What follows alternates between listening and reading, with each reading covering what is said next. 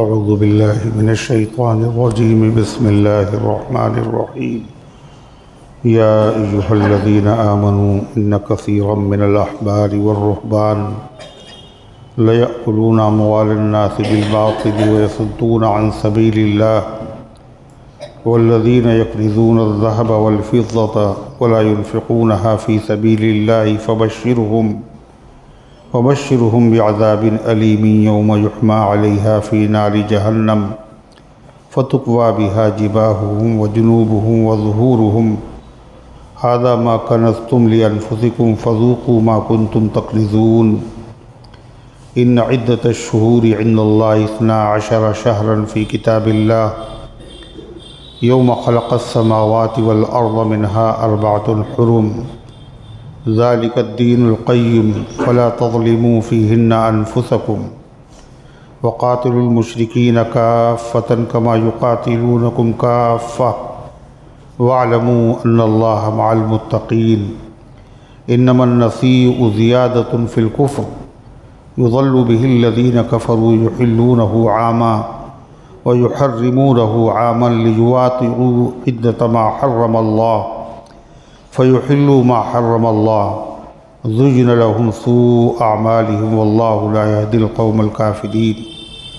يا أيها الذين آمنوا ما لكم إذا قيل لكم انفروا في سبيل الله اثاقلتم إلى الأرض أرضيتم بالحياة الدنيا من الآخرة فما متاع الحياة الدنيا في الآخرة إلا قليل إلا تنفروا يعذبكم عذابا أليما ويستبدل قوما غيركم ولا تضروه شيئا والله على كل شيء قدير صدق اللہ العظیم۔ محترم حضرات، سامعین کرام، حاضرین مسجد، عزیزوں اور بزرگوں، یہ قرآن مقدس کے 10ویں پارے کی سورہ توبہ، سورہ برات اور سورۃ الفاتحہ کی پاکیزہ، نورانی، مبارک، باعظمت، مطہر آیتیں ہیں۔ دعا کیجئے اللہ تعالیٰ ان مقدس آیات کی روشنی میں صحیح اور سچی بات عرض کرنے کی توفیق نصیب فرمائے اور ہم سب کو عمل کرنے کی توفیق عطا فرمائے۔ اس سے پہلے کی آیات میں تذکرہ تھا اہل کتاب کے عوام کا۔ اہل کتاب یہود و نصارہ، ان میں جو عوام ہیں ان کا اپنے علماء، اپنے مشائخ، اپنے بزرگوں کے ساتھ کیا معاملہ تھا۔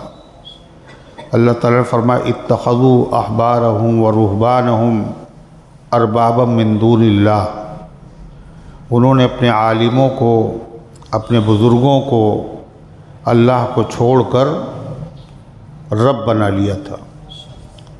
رب کس طرح بنا لیا تھا کہ جس چیز کو ان کے عالم حلال کہہ دیتے تھے وہ اسے حلال مان لیتے تھے، اور جس کو وہ حرام کہہ دیتے تھے اس کو حرام مان لیتے تھے، حالانکہ وہ چیز حرام ہوتی تھی اسے حلال کہہ دیتے تھے، حلال ہوتی تھی اسے حرام کہہ دیتے تھے۔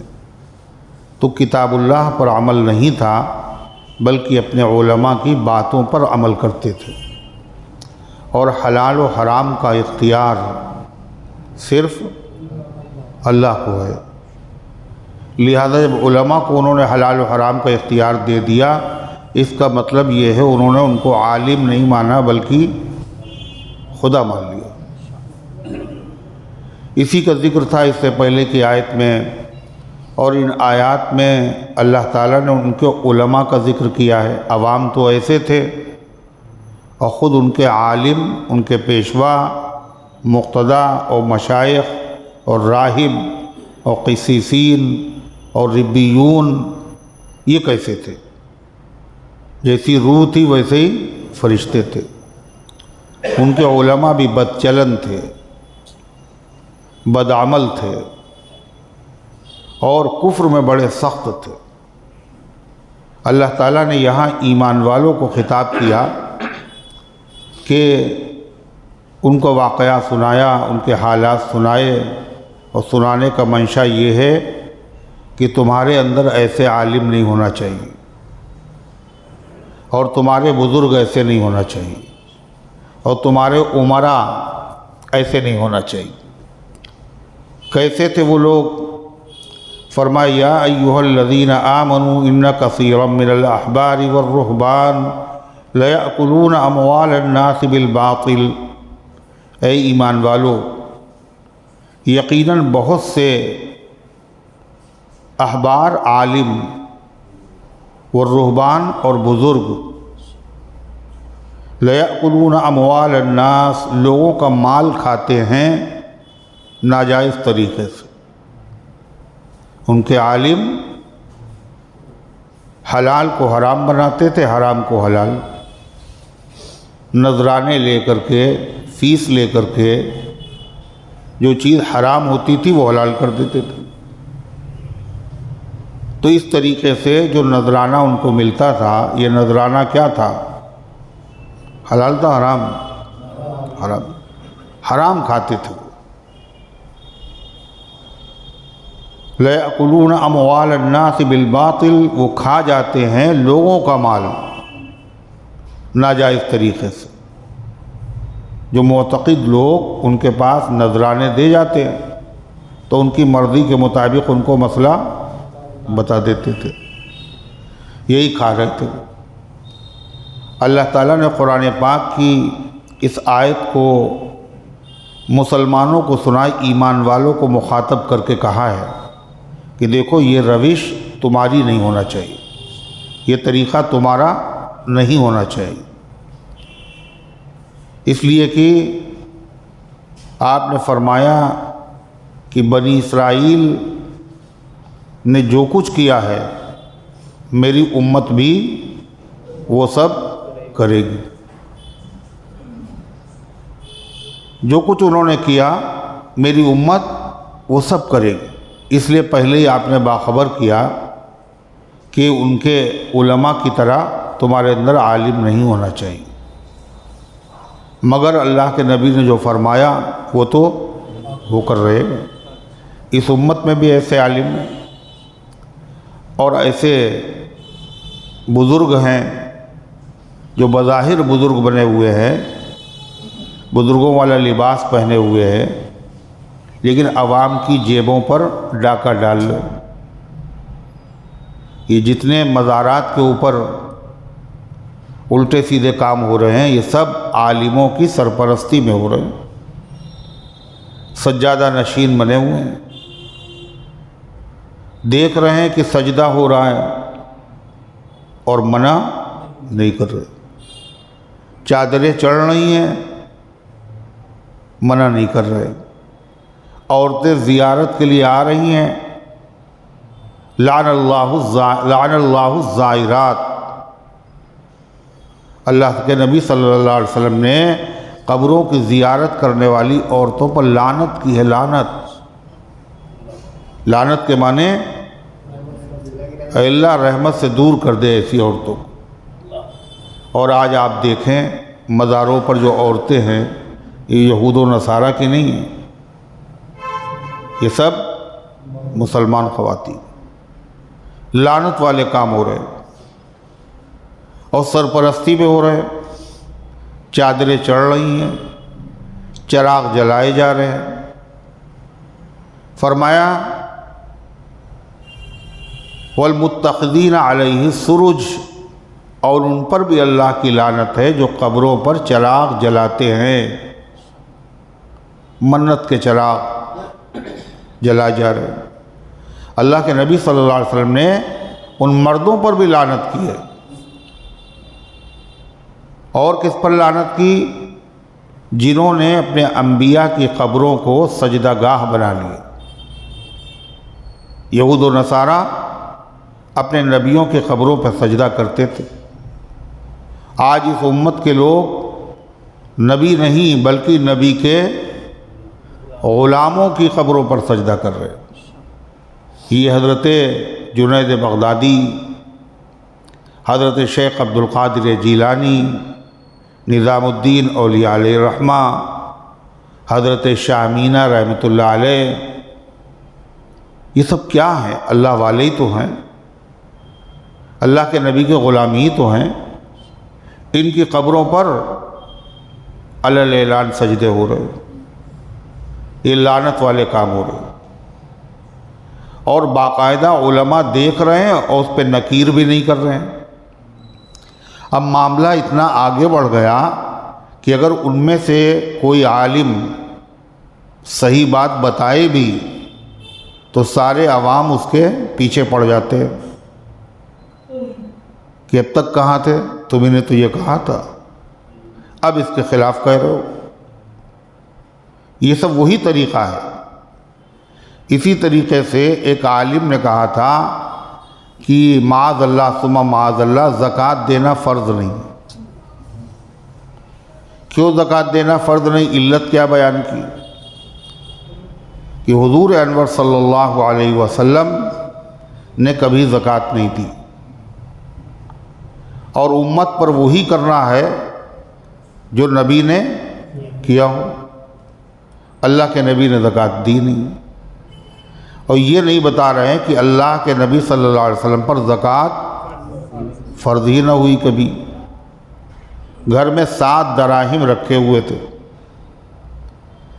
اور تکبیر ہو گئی، اللہ کے نبی علیہ السلام مصلی پہ پہنچ گئے، اور پھر ایک دم سے آپ نے کہا میں ابھی آتا ہوں، اور بڑی تیزی کے ساتھ گئے، اور تھوڑی دیر میں واپس آ کر آپ نے نماز پڑھائی۔ صحابہ نے پوچھا تو آپ نے فرمایا مجھے 7 دینار میرے گھر پہ صدقے کے رکھے ہوئے تھے، مجھے یاد آیا اس لیے میں گیا، کہیں ایسا نہ ہو کہ اس سے پہلے میرا انتقال ہو جائے۔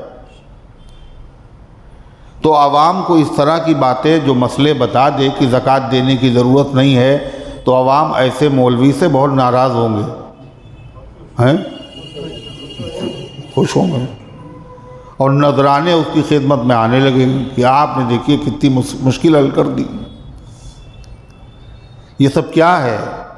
یہ وہی راہب اور وہی احبار یہودیوں کے جو عالم تھے، وہی طرز ہے۔ سود کو حلال کہہ دیا اور کہا ہمارے پاس لانا، ہم اسے فلٹر کر دیں گے، باقاعدہ مانگ رہے۔ تو اللہ تعالیٰ نے فرمایا کہ اے ایمان والو، بے شک بہت سارے راہب اور بہت سارے احبار، یہودیوں کے عالم اور عیسائیوں کے راہب، یہ لوگوں کا مال کھا جاتے ہیں باطل طریقے سے، غلط مسئلے بتاتے ہیں مرضی کے مطابق، اور ان سے نذرانے وصول کر لیتے ہیں۔ حالانکہ وہ بات توریت کے خلاف، انجیل کے خلاف، مگر صرف دنیا حاصل کرنے کے لیے غلط مسئلے بتاتے۔ یہ بات اس زمانے کی ہے جب قرآن نازل ہو رہا تھا۔ اس وقت کے جو یہودیوں کے عالم تھے اور اس وقت کے جو عیسائیوں کے راہب تھے، ان کا یہ حال تھا۔ اور اب جو زمانہ آیا ہے، کیا لگا ہے؟ اب جو زمانہ آیا ہے، اس زمانے میں کیسے ہوں گے؟ سوچیے، وہ تو قریب کا زمانہ تھا، اب تو زمانہ جیسے جیسے دور جا رہا ہے ویسے ہی حالات اور زیادہ خراب ہو رہے۔ اس زمانے کا جو بڑا عالم تھا کعب ابن اشرف یہودی، اس نے مسلمانوں کے خلاف، اللہ کے نبی کے خلاف مکے والوں کو لڑنے کے لیے آمادہ کیا۔ تو ان لوگوں نے کہا تمہارا کیا بھروسہ، تم بھی آسمانی کتاب مانتے ہو، وہ بھی آسمانی کتاب مانتے ہیں، یہ بتائیے پہلے کہ ہمارا مذہب اچھا ہے یا محمد صلی اللہ علیہ وسلم جو دین لائے وہ اچھا ہے؟ اور ان کا مذہب کیا تھا؟ بتوں کی پوجا کرنا، جوا کھیلنا، شراب پینا۔ تو اس کعب بن اشرف یہودی ملعون نے مکے کے مشرکین سے کہا تمہارا مذہب اچھا ہے، دیکھا آپ نے، اور عالم جانکار یہ آخری نبی ہے، یہ وہی ہیں جن کا توریت میں ذکر ہے، جن کا انجیل میں ذکر ہے، وہی علامتیں نشانیاں پہچان لیا اور پھر بھی کہہ دیا۔ تو انہوں نے کہا ہم ایسے نہیں مانیں گے، بتوں کے آگے آپ سجدہ کر لیجئے، کہیں یہ بھی ہو جائے گا۔ اسلام دشمنی میں اتنے اندھے ہو گئے، جو ان کے مذہب میں بھی حرام تھا اس کو بھی انہوں نے کر ڈالا۔ یہ اس زمانے کے یہودی عالموں کا حال تھا، اور آج کے زمانے کے یہودیوں عالموں کا حال کیا ہوگا؟ اندازہ لگائیے کتنا خطرناک۔ چنانچہ فلسطین میں جو اس وقت یہودیوں کے درندے مظالم ڈھا رہے ہیں، نہتھے، بے گناہ، معصوم، بچے، عورتیں، بزرگ، معذور، بیمار، اسپتال میں زیر علاج، بم برس رہے، اور 2500 بچے شہید ہو گئے۔ ان بچوں میں ایک بچہ اپنے والد سے یہ کہہ رہا ہے جس کی عمر تھی 9 سال کی، 13 پارے حفظ ہو چکے تھے، وہ یہ کہہ رہا ہے لگتا ہے میری تمنا پوری نہیں ہو پائے گی، ہم حافظ نہیں ہو پائیں گے، اس سے پہلے ہی شہید کر دیے جائیں گے۔ یہ عالم آپ سوچئے، چاہے جتنا سخت دل آدمی ہو وہ بھی اس کی آنکھوں میں آنسو آ جائیں منظر دیکھ کر کے، ایسا ہولناک منظر، بھیانک منظر، لاشیں ہی لاشیں ہر طرف۔ اور ایسے موقع پر ان سخت دل یہودیوں کے جو عالم ہیں ان کا کیا رویہ ہے؟ ان کے ایک عالم نے کہا اسرائیلی فوجیوں سے یہ جو بچے مارے گئے ہیں مجھے تو کوئی افسوس نہیں، مجھے تو خوشی ہے، اس لیے کہ یہی بچے بڑے ہو کر مجاہد بنتے، ہم سے جہاد کرتے، پہلے ختم کر دیے گئے۔ جب ان کے مذہبی پوپ اور رہنما کا یہ حال ہے تو سوچئے عوام کا حال کیا ہوگا؟ جیسے عوام، جیسے علماء ہوتے ہیں، رہنما ہوتے ہیں، رہبر ہوتے ہیں، ویسے ہی عوام بھی ہوتے ہیں۔ جب علماء اتنے سخت دل ہیں، کیا یہی توریت میں لکھا ہوا ہے؟ توریت میں کیا لکھا ہوا ہے؟ ان النفس بالنفس والعین بالعین والانف بالانف والاذن بالاذن والسن بالسن والجروح قصاص، جان کے بدلے میں جان لینے کی اجازت ہے، اور آنکھ کے بدلے میں آنکھ، کان کے بدلے میں کان، دانت کے بدلے میں دانت، جتنا ظلم ہوا ہو، تمہیں نقصان پہنچا، اتنا ہی تم بدلہ لے سکتے ہو۔ اور یہاں ان غریبوں نے کوئی نقصان بھی نہیں کیا، وہ تو مظلوم ہے، مسجدیں محفوظ نہیں، اوپر سے ان کا عالم ان کو کیا کر رہا ہے؟ جواز کی سند دے رہا ہے، فتویٰ دے رہا ہے، بہت اچھا ہے۔ اللہ تبارک و تعالیٰ اپنا رحم فرمائے، اپنی نصرت نازل فرمائے، اللہ تعالیٰ ان ظالموں کے اوپر قہر و غضب کی بجلیاں گرائے، اللہ تعالیٰ ان کو عبرتناک سزا عطا فرمائے۔ تو اللہ تعالیٰ فرماتا ہے کہ بے شک بہت سارے احبار اور رہبان، بہت سے یہودیوں کے عالم اور عیسائیوں کے بزرگ ایسے ہیں جو لوگوں کا مال ناحق کھا جاتے ہیں۔ قرآن نے یہاں پر بھی ایک بات کہی، یہ نہیں کہا سارے یہودیوں کے عالم ایسا کرتے ہیں، عیسائیوں کے بزرگ ایسا کرتے ہیں، قرآن نے ایک لفظ یہاں کیا بڑھایا؟ ان کثیرن، کثیر مانے زیادہ تر۔ قرآن یہ بتا رہا سب نہیں ہے ایسے، کسی قوم میں اگر زیادہ تر لوگ برے ہوں تو یہ نہ کہنا کہ سب برے ہیں، احتیاط رکھنا، یہ ہے قرآن۔ چنانچہ وہ مجاہدین جو ہیں وہ کیا کر رہے ہیں؟ فوجیوں سے مقابلہ کر رہے ہیں۔ آج تک انہوں نے کسی آبادی کو چھیڑا نہیں، عوام پر ہاتھ نہیں ڈالا، عورتوں کو تو چھوڑیے، بچوں کو چھوڑیے، جو عوام ہیں ان کو نہیں مارا انہوں نے جو قید تھے ان کو رہا بھی کیا، اس لیے کہ اسلام کیا کہتا ہے کہ انسانیت کا حق ادا کرو۔ اسلام میں اللہ کے حکموں کی پابندی ہے، کہاں؟ گھر میں خالی نہیں، صرف دکان میں نہیں، حالت امن میں نہیں، حالت جنگ میں بھی اسلام کہتا ہے آزادی کی تمہیں اجازت نہیں، جو جی میں آئے کر ڈالو۔ قوانین اسلام کی پابندی کرو۔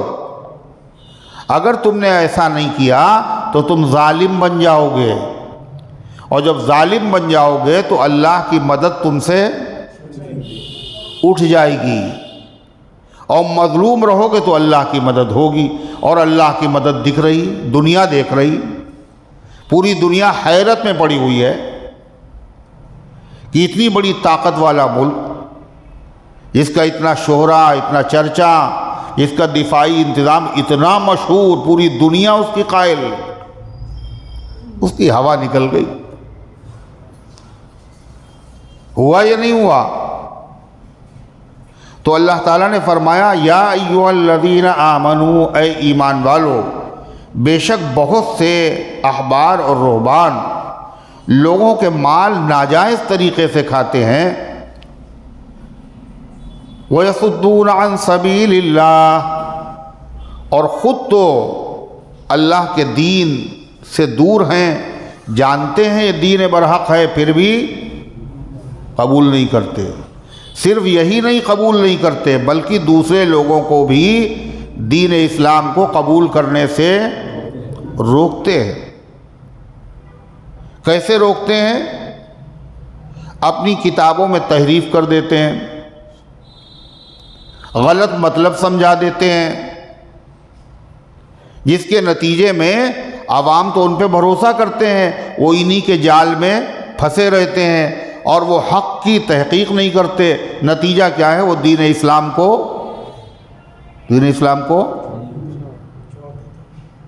ارے قبول ہی نہیں کرتے، چھوڑنا تو بات کی بات ہے، قبول ہی نہیں کرتے۔ کیوں؟ اس لیے کہ وہ اپنے مولویوں کے چکر میں پھنسے ہوئے ہیں، جس کو حلال کہہ دیا وہ حلال، جس کو حرام کہہ دیا حرام۔ اللہ تعالیٰ فرماتا ہے وَيَصُدُّونَ عَن سَبِيلِ اللَّهِ، اور وہ لوگوں کو اللہ کے راستے سے روکتے ہیں۔ خود نبی کریم صلی اللہ علیہ وسلم کے اوصاف اور کمالات جہاں توریت اور انجیل میں لکھے ہوئے تھے، ان ظالموں نے سوچا کوئی توریت پڑھ لے گا، انجیل پڑھ لے گا تو آخری نبی کا کلمہ پڑھ لے گا، اس لیے نبی کی جو صفات لکھی ہوئی تھی ان صفات کو بدل دیا، کہیں کوئی مسلمان نہ ہو جائے۔ اس میں لکھا تھا نبی کریم صلی اللہ علیہ وسلم کا قد نہ بہت لمبا ہوگا نہ بہت چھوٹا ہوگا، درمیانی قد ہوگا اس کا۔ انہوں نے اس میں کاٹ کے بنا دیا لمبا قد ہوگا۔ دیکھا آپ نے؟ آپ کے منہ مبارک، سر کے مبارک بال نہ بالکل سیدھے ہوں گے نہ بالکل پیچدار ہوں گے، ہلکا سا خم ان بالوں میں ہوگا۔ انہوں نے لکھ دیا اس آنے والے نبی کے بال بالکل سیدھے ہوں گے۔ دیکھا آپ نے؟ کہا ان کے چہرے کا رنگ نہ چونے کی طرح سفید ہوگا نہ سیاہ ہوگا، بلکہ سفید ہوگا اور سرخی مائل ہوگا۔ تو لکھ دیا بالکل چونے کی طرح سفید ہوگا۔ یہ ساری کارروائیاں کیوں کر رہے تھے؟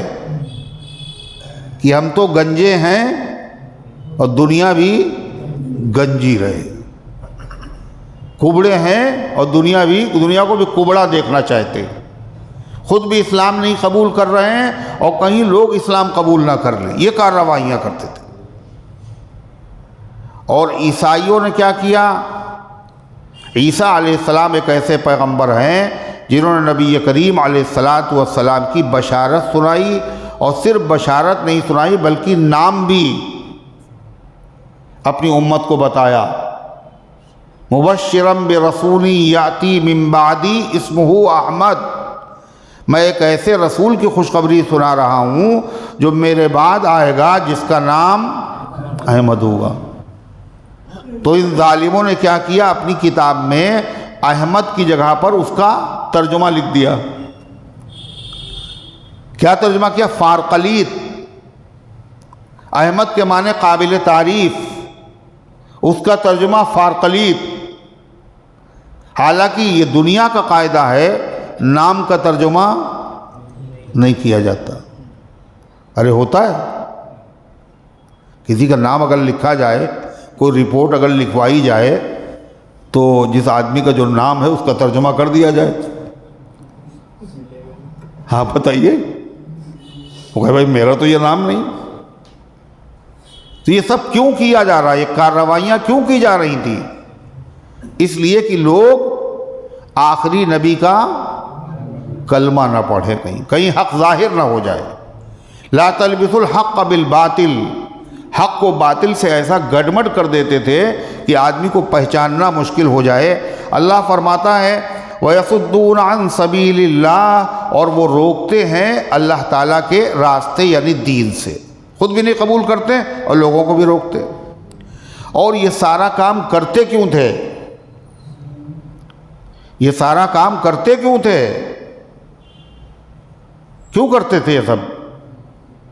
صرف مال کو حاصل کرنے کے لیے، کہ اگر ہم صحیح بات بتا دیں گے تو لوگ مسلمان ہو جائیں گے، پھر ہماری ضرورت نہیں رہے گی، نذرانے ہمارے بند ہو جائیں گے۔ یہ سب نذرانوں کا مسئلہ تھا۔ چنانچہ نقش قدم پر چل رہی اس امت کے بھی عالم چل رہے ہیں، جو ایک خاص طبقے کے لوگ ہیں،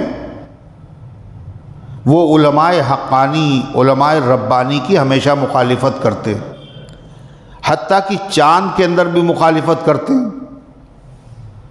کہتے ہیں ان لوگوں نے دیکھا ہے چاند، ان کے وہاں ثابت ہوا، ہم نہیں مانائیں گے یہ۔ ارے ہوتا ہے نہیں ہوتا؟ چاند ہی ماننے کے لیے تیار نہیں۔ یہ مخالفت، صرف مخالفت، تاکہ عوام ہمارے قبضے میں رہے۔ اسی لیے وہ چاہتے ہیں کہ علماء حقانی کی بات ہمارے عوام سننے نہ پائیں، اسی لیے باقاعدہ ان کو ڈراتے ہیں، دھمکاتے ہیں، کہتے ہیں جو چلا گیا اس کا نکاح مضبوط ہو جائے گا، اس کا نکاح ٹوٹ جائے گا۔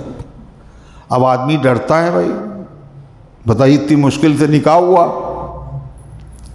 اور کسی دیوبندی عالم کے پیچھے اگر نماز پڑھ لی، جنازہ ہی صحیح، تو نکاح ٹوٹ جائے گا، کیا فائدہ؟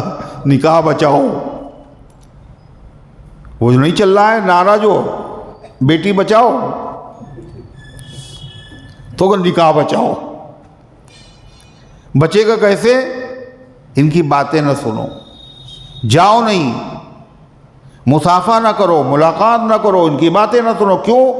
جانتے یہ اگر چلے گئے تو میرے ہاتھ سے نکل جائیں گے، یہ سارے مریدین باغی ہو جائیں گے، اور جب باغی ہو جائیں گے تو نذرانہ بند ہو جائے گا۔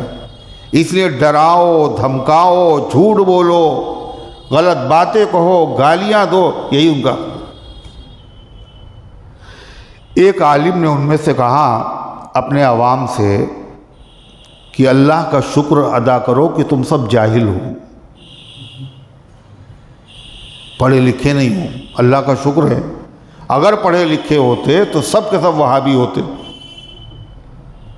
یعنی ہمارے جو پھندے میں پھنسے ہوئے لوگ ہیں وہ کون ہیں؟ جاہل، جہالت۔ علم جب آتا ہے، روشنی جب آتی ہے تو پھر اندھیرے بھاگ جاتے۔ دنیا کا علم ہو یا آخرت کا علم. تو اللہ تعالیٰ نے کیا ارشاد فرمایا؟ یہ سارے کام یہ لوگ کیوں کر رہے تھے؟ مال کی محبت میں. یہ تو ایک واقعہ نہیں ہے، اللہ تعالیٰ نے قرآن میں بتایا سب سے بڑی چیز گناہ پر آمادہ کرنے والی مال کی محبت. شریعت کے حکموں پر عمل نہ کرنے دینے والی چیز کیا ہے؟ مال کی محبت. مال کی محبت ہے ان کو، اس لیے حق نہیں قبول کر رہے ہیں. اور جب آدمی مال کی محبت میں اندھا ہو جائے اور حلال و حرام کی پرواہ نہ کرے، بس مال آنا چاہیے. غصب کر لے، چھین لے، بے ایمانی کر لے، چوری کر لے، رشوت کے طور پر لے لے، سود کے طور پر لے لے. کیوں؟ مال کی محبت. جب اتنی مال کی محبت پیدا ہو جائے گی تو ایسا آدمی پھر زکوٰۃ دیتے ہوئے اس کی کیا ہوگا؟ بہت خوشی ہوگی اس کو. مال کی محبت میں تو اس نے حلال و حرام کی پرواہ نہیں کی. اب زکوٰۃ میں مال آتا تھوڑی ہے، مال نکلتا ہے، تو یہ زکوٰۃ کہاں سے دیں گے؟ اللہ تعالیٰ فرماتا ہے وَالَّذِينَ يَكْنِزُونَ الذَّهَبَ وَالْفِضَّةَ وَلَا يُنْفِقُونَهَا فِي سَبِيلِ اللَّهِ. مال کی محبت بیماری ہے. اللہ نے بتا دی یہ بیماری. اور اس مال کی محبت سے بچنے کا، اس بیماری سے بچنے کا طریقہ کیا ہے؟ اللہ نے وہ علاج بھی قرآن میں بیان کر دیا. کیا کہا؟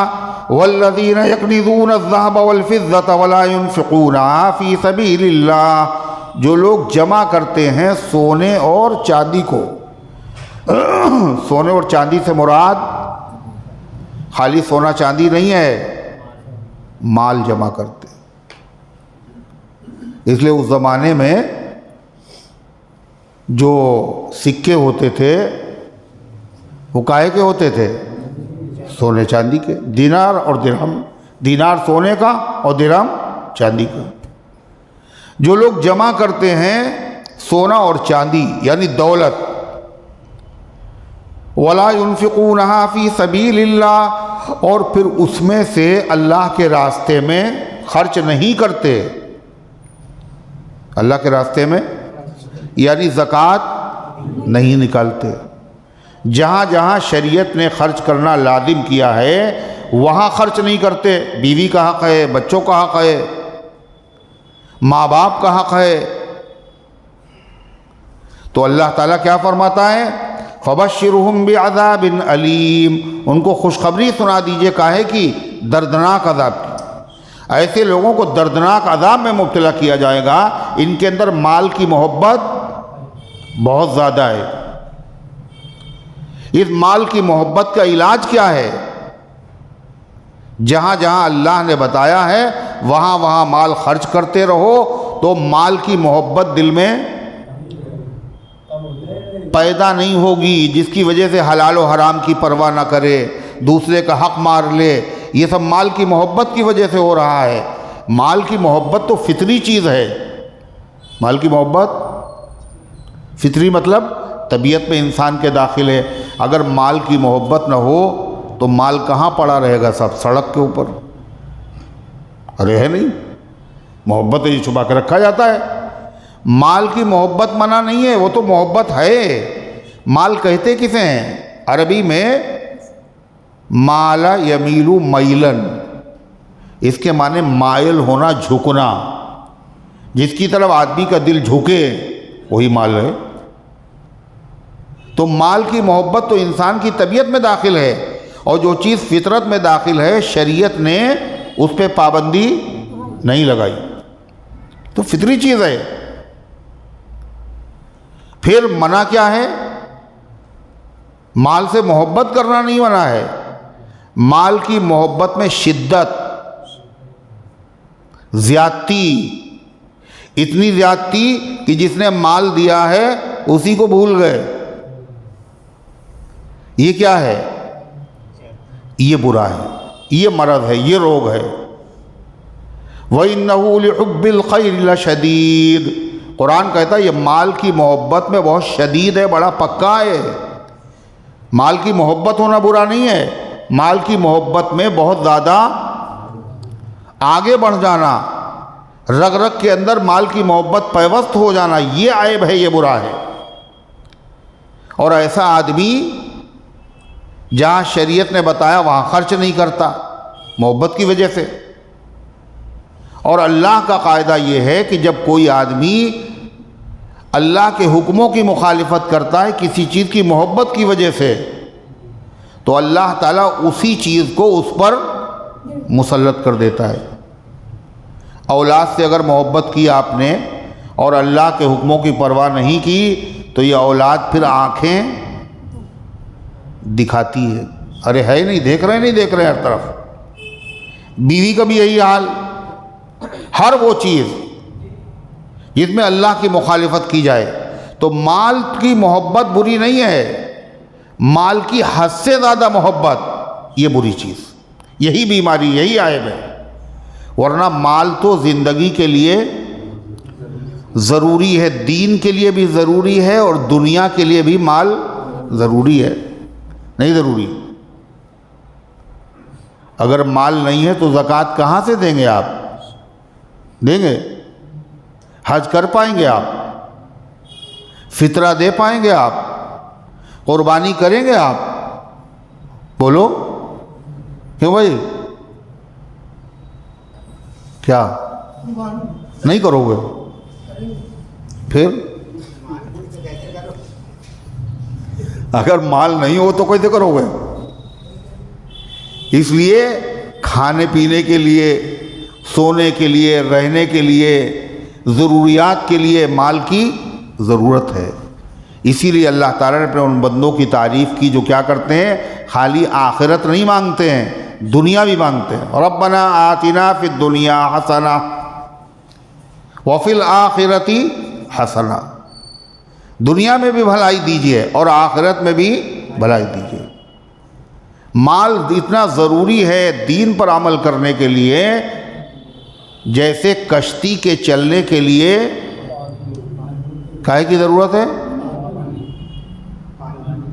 بولتے ہی نہیں، پانی کی یا ریت کی ہے؟ کشتی کے چلنے کے لیے پانی کی ضرورت ہے۔ پانی نہیں ہوگا تو کشتی کیسے چلے گی؟ پانی کے بغیر کشتی چل ہی نہیں سکتی، لیکن پانی حد میں رہے تو کشتی چلے گی۔ اگر پانی حد سے بڑھ گیا اور وہ کشتی کے اندر داخل ہو گیا تو پھر کشتی نہیں چلے گی اور کشتی والے بھی نہیں چلیں گے۔ تو اللہ تعالیٰ نے کیا فرمایا؟ وَلَا يُنْفِقُونَهَا فِي سَبِيلِ اللَّهِ، جو لوگ جمع کرتے ہیں مال کو اور پھر اس کے بعد اللہ کے راستے میں خرچ نہیں کرتے، ان کو عذاب کی خوشخبری سنائیے۔ اس کا مطلب کیا ہوا؟ جمع کرنا برا نہیں ہے، مال جمع کرنا برا نہیں ہے، جمع کرنے کے بعد اس میں سے اللہ کے راستے میں خرچ نہ کرنا یہ برا ہے۔ حدیث میں آتا ہے جس مال کی زکوٰۃ نکال دی جائے اسے کنز نہیں کہتے۔ عذاب کاہے پر ہے؟ کنز پر ہے۔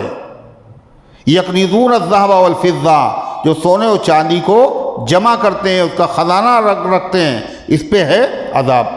لیکن کب عذاب ہے؟ وَلَا يُنْفِقُونَهَا فِي سَبِيلِ اللَّهِ، وہ اس میں سے اللہ کے راستے میں اگر خرچ نہیں کرتے تو عذاب ہے، اور اگر خرچ کرتے ہیں باقی جو بچتا ہے، بولو، اس پہ عذاب نہیں ہے، وہ آپ رکھ سکتے ہیں۔ صحابہ میں بھی یہ چیز تھی اور آج بھی یہ چیز ہے۔ حدیث میں آتا ہے کہ جب قرآن کریم کی یہ آیت نازل ہوئی تو صحابہ کرام بہت پریشان ہوئے، بہت پریشان ہوئے۔ کیوں؟ اس لیے کہ اس میں تو کہا گیا ہے مال کو جمع کرنے والوں کو عذاب ہوگا۔ تو بعض صحابہ نے کہا کہ پھر ہمارے وارثوں کا کیا ہوگا؟ اس کا مطلب وراثت بھی جاری نہیں ہوگی۔ جب جمع کرنا منع ہے اور جب جمع نہیں کریں گے تو اس میں سب بیچارے بھیک مانگیں گے بعد میں۔ تو حضرت عمر رضی اللہ تعالیٰ عنہ جو تھے، تو حضرت عمر ہی تھے نا، انہوں نے کہا ٹھہرو، ہم ابھی آتے ہیں، حضور کے پاس سے پوچھ کے آتے ہیں۔ حضرت عمر کا یہ معاملہ کئی مرتبہ دیکھا گیا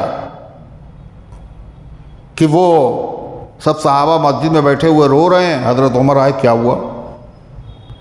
کہ حضور نے اپنی بیویوں کو طلاق دے دی، اس لیے رو رہے ہیں۔ حضرت فاروق اعظم کا ٹھہرو، ابھی آتے ہیں، اور جا کے نبی کریم علیہ السلام کے دروازے پہ گئے اور 2 مرتبہ واپس کیے گئے۔ تیسری مرتبہ جب دربار نے واپس کیا تو کہہ دو عمر آیا ہے، اتنی زور سے کہا کہ وہ آواز اندر پہنچ گئی۔ حضور نے کہا بلا لو، اور پہلی مرتبہ حضرت عمر نے سب سے پہلے یہی پوچھا، یا آپ نے طلاق دے دی اپنی کو؟ آپ نے فرمایا نہیں۔ حضرت عمر نے کہا اللہ اکبر، اتنی زور سے کہا، سب مسجد والوں نے سن لیا، سب کو اطلاع مل گئی یہ خبر جھوٹی ہے، غلط ہے، طلاق نہیں دی۔ یہاں بھی حضرت عمر اسی طریقے سے حضرت عمر رضی اللہ تعالیٰ عنہ اس سے پہلے آ چکا ہے کہ مسجد نبوی میں صحابہ بیٹھے ہوئے تھے اور آپس میں بات ہو رہی تھی کہ حاجیوں کی خدمت کرنا زیادہ افضل ہے، حاجیوں کو کھانا کھلانا زیادہ افضل ہے، یہ جہاد کرنا زیادہ افضل ہے، مسجدوں کو آباد کرنا زیادہ افضل ہے۔ تو حضرت عمر نے کہا یہ سب بحث کرنے کی کیا ضرورت ہے؟ ارے جمعے کا دن ہے، ابھی نماز سے حضور فارغ ہوں گے، ابھی پوچھے لیتے۔ تو قرآن کی وہ آیت نازل ہو گئی، کون سی؟ ارے کون سی آیت؟ کیا بتائیے؟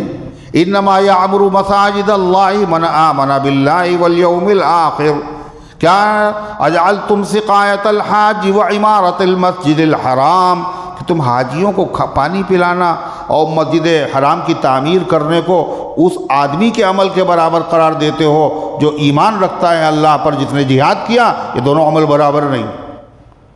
یہاں بھی حضرت عمر نے کیا کہا صحابہ سے کہ ہم ابھی پوچھ کے آتے ہیں۔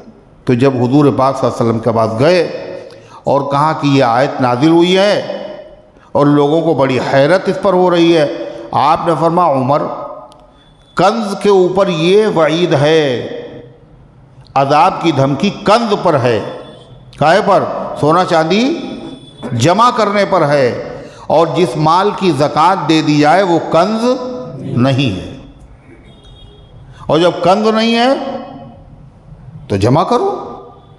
جمع کرنے کے بعد اور کیا کہا؟ اللہ تعالیٰ نے قرآن میں وراثت کے مسئلے بیان کیے ہیں، بیوی کا اتنا حق ہے اور شوہر کا اتنا حق ہے، اگر اولاد ہو تو اتنا حق ہے، اولاد نہ ہو تو اتنا حق ہے، ماں باپ کا اتنا حق ہے یا نہیں؟ کہ یہ اللہ نے یہ حصے بیان کا ہے کہ لے کیے، اگر مال ہی نہیں ہوگا تو پھر یہ حصے کاہے کے ہیں؟ اس کا مطلب یہ ہے زکوٰۃ نکال دو، اس کے بعد مال کو جمع کرنا کوئی برا عمل نہیں ہے، جائز ہے۔ تو اللہ تعالیٰ نے فرمایا والذین یکنزون الذهب والفضة ولا ينفقونها فی سبیل اللہ، اور جو لوگ سونے اور چاندی کو جمع کرتے ہیں، یہاں 2 باتیں کہیں گے، سونا اور چاندی، پھر کہا گا ولا ينفقونها فی سبیل اللہ، اور اس کو خرچ نہیں کرتے ہیں اللہ کے راستے میں۔ ينفقونها، نہا کے اندر جو ضمیر آ رہی ہے، یہ ضمیر جو ہے یہ کون سی ہے پتہ ہے؟ لیڈیز۔ اور سونے اور چاندی میں لیڈیز کون ہے؟ ارے سونا مہنگا ہو گیا اور چاندی مہنگا ہو گیا، چاندی مہنگی ہو گئی، سونا مہنگا ہو گیا۔ کون ہے لیڈیز؟ چاندی۔ تو ضمیر جو لائی گئی ہے قرآن میں، پھر وہ اس کو خرچ نہیں کرتے ہیں، یعنی چاندی کو نہیں خرچ کرتے ہیں، حالانکہ ذکر سونے اور چاندی دونوں کا ہے، مگر کہا پھر اس کو خرچ نہیں کرتے، چاندی کو۔ ایسا کیوں ہے؟ علماء نے کہا اس کا مطلب یہ ہے، اللہ یہ بتانا چاہتا ہے نہ نصاب کے برابر سونا ہے، نہ نصاب کے برابر چاندی ہے۔ تھوڑا سونا ہے تھوڑی چاندی ہے۔ اب حساب اگر سونے کے اعتبار سے لگایا جائے تو زکوٰۃ بڑھ جائے گی، فرض ہی نہیں ہوگی۔ کیسی بات کر رہے ہو؟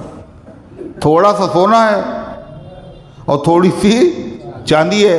سونا ہوتا ہے سستا اور چاندی ہوتی ہے مہنگی، تو تھوڑا سا سونا ہے 1 تولہ اور تھوڑی سی چاندی ہے، 1 تولہ سونا ہے اور تھوڑی سی چاندی۔ اب اگر سونا تو ہے ہی تھوڑا سا، اس کی قیمت دیکھی، اور چاندی تھوڑی سی ہے، سوچئے اس تھوڑی سی چاندی میں کتنا سونا آئے گا؟ تھوڑا سا آئے گا، زکوٰۃ فرض ہی نہیں ہوگی۔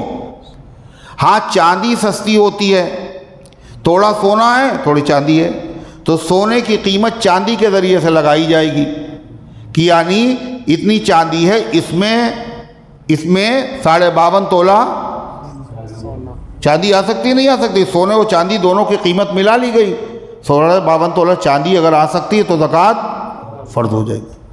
تو اللہ تعالیٰ فرماتا ہے ایسے لوگوں کو خوشخبری سنا دیجیے، کاہے کی؟ عذاب کی۔ کیسا عذاب؟ یوم یحمى علیہا فی نار جہنم، جس دن اس کو جہنم کی آگ میں پہلے پکایا جائے گا۔ کس کو؟ کس کو؟ سونا، چاندی، سکے، دولت، ان کو تختیاں بنا دیا جائے گا، آگ میں تپایا جائے گا۔ فَتُقْوَى بِهَا جِبَاهُهُمْ وَجُنُوبُهُمْ وَظُهُورُهُمْ، پھر داغ دیا جائے گا اس کے ذریعے سے ان کی جِبَاهُمْ، ان کی پیشانیوں کو، متھے، وَجُنُوبُهُمْ، اور ان کی کروٹیں، سائٹیں، وَظُهُورُهُمْ، اور ان کی پیٹھ۔ کئی چیزیں؟ کون کون؟ کون کون؟ سب سے پہلے پیشانی، متھا، پھر کروٹ، پھر پیٹھ، یہ سب انہی کو داغا جائے گا۔ اس کا مطلب یہ ہے یعنی پورا جسم داغا جائے گا، اوپر بھی، آگے بھی، پیچھے بھی، یہ مطلب ہے۔ یہ مطلب یہ ہے، ان چیزوں کا ذکر اس لیے خاص طور سے کیا گیا جب آدمی زکوٰۃ لینے کے لیے آتا ہے اور جس آدمی کے دل میں مال کی محبت بھری ہوتی ہے، جو زکوٰۃ دینا نہیں چاہتا، اور آ گیا زکوٰۃ وصول کرنے والا، تو وہ یہ سمجھتا ہے کہ ملک الموت آ گیا۔ تو جیسے ان کو دیکھتا ہے تو دیکھ کر کے اس کو خوشی نہیں ہوتی ہے، بلکہ اسے اچھا نہیں لگتا ہے۔ جب اچھا نہیں لگتا ہے تو آدمی کی پیشانی جو تھی وہ چمکنے لگتی ہے۔ جب اچھا نہیں لگتا ہے کسی کو آتے ہوئے دیکھ کر تو آدمی کی پیشانی پر بل پڑ جاتے ہیں، سلوٹیں آ جاتی ہیں۔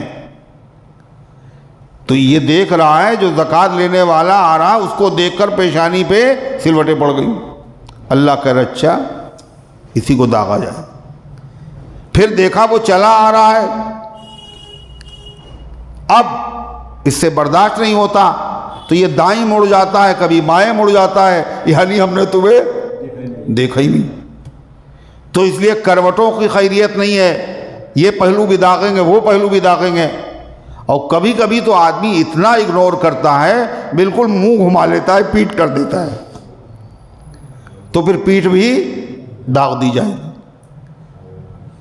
جو چیز تم نے، جس چیز میں اللہ تعالیٰ کے حکم کی مخالفت کی، اللہ اسی کو عذاب بنا دے گا۔ سونے چاندی، زیورات، مال دولت، اگر اس کی زکوٰۃ نہیں نکالی تو اللہ اسی مال کو تمہارے لیے عذاب بنا دے گا۔ کیسے؟ تپایا جائے گا اس سے۔ دوسری حدیث میں آتا ہے کہ اس آدمی کے مال کو ایک گنجے سانپ کی شکل میں تبدیل کر دیا جائے گا، اور وہ بھاگے گا، وہ اس کو دوڑائے گا، یہاں تک کہ پکڑ لے گا، ہاں تو پورا جسم اس کا چبائے گا۔ اور کب تک چباتا رہے گا؟ وہ پوچھے گا آپ ہیں کون؟ تو وہ کہے گا انا مالوکا انا کنزوکا، میں تمہارا مال ہوں، میں تمہارا خزانہ ہوں، مجھے نہیں پہچانتے؟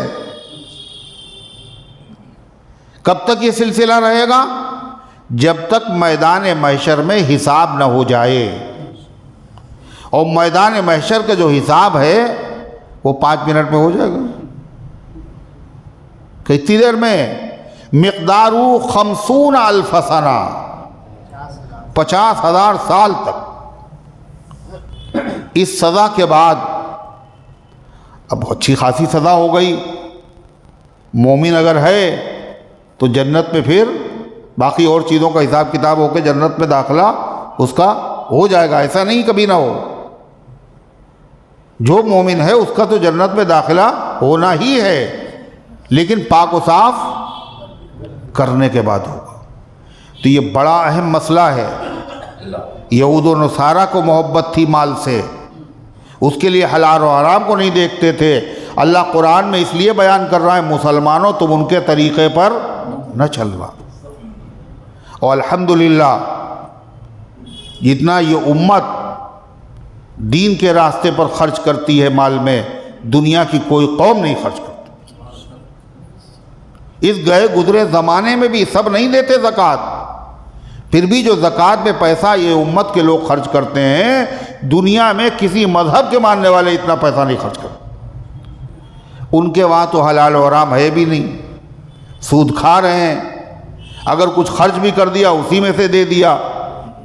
یا تو سود حرام، رشوت حرام، خون پسینے کی کمائی، پھر اس میں سے بھی دینا ہے کتنا 40واں حصہ. یہ بھی اللہ نے کتنی رعایت کی. دیا وہ تو سب اس کا ہے، لیکن مانگا کتنا 40واں. اور مانگنے کے بعد کیا کہا؟ یہ ہمیں نہیں چاہیے، یہ تمہارے فائدے کے لیے ہے. نکالو گے مال کی محبت جو مرض ہے وہ نہیں پیدا ہوگا، اس کے اوپر تمہیں ثواب بھی ملے گا.